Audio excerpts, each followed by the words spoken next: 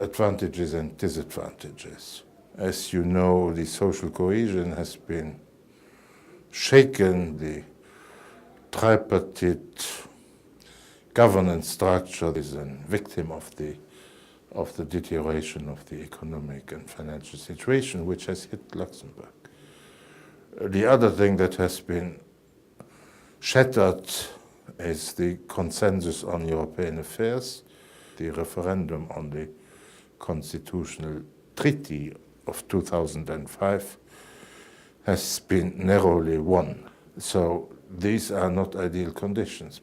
But the advantages remain, of course, provided you pay lip service to the general principles and rules that are being drawn by your partners. You can develop certain strategies that might not be totally compliant with what is required from your partners. Luxembourg has been able to play that card, especially in the fiscal field. Long time it was around the banking secrecy. Now these days it is in the e-commerce field, where big operators like Google or Amazon avoid tax to a very high degree.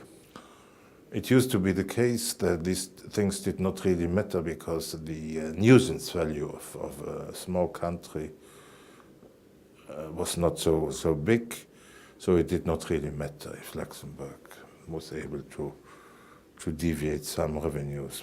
But things have changed, of course, also with the economic and financial crisis, because now our neighbors, our bigger neighbors, are counting every cent, and they want to recover the money they think they owe. So the question, how long can this go on, is clearly in the center of the stage.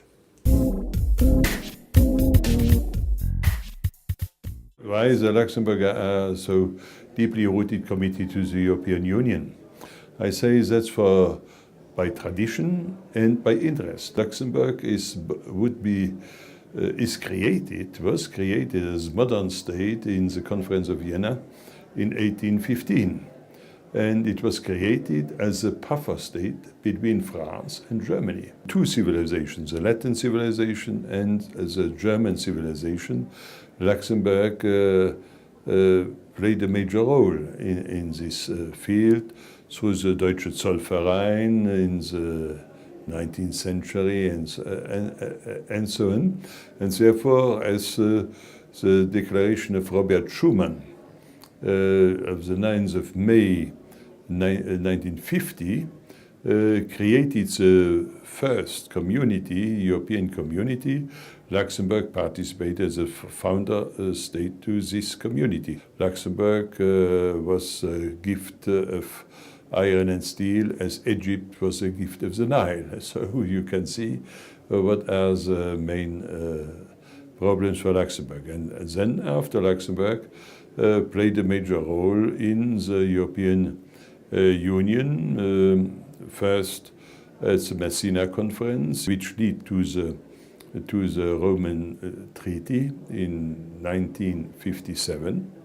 And afterwards, Luxembourg shared different presidency, created a big single market, and in 1991 it was at the forefront for the creation of the Maastricht Treaty in 1991, which is a founding treaty, and of course Pierre Werner, my predecessor, the then Prime Minister, elaborated a plan for the Economic and Monetary Union in 1969. It came only into force in 1999 as we created the monetary union and the euro, introduced a single currency for Europe.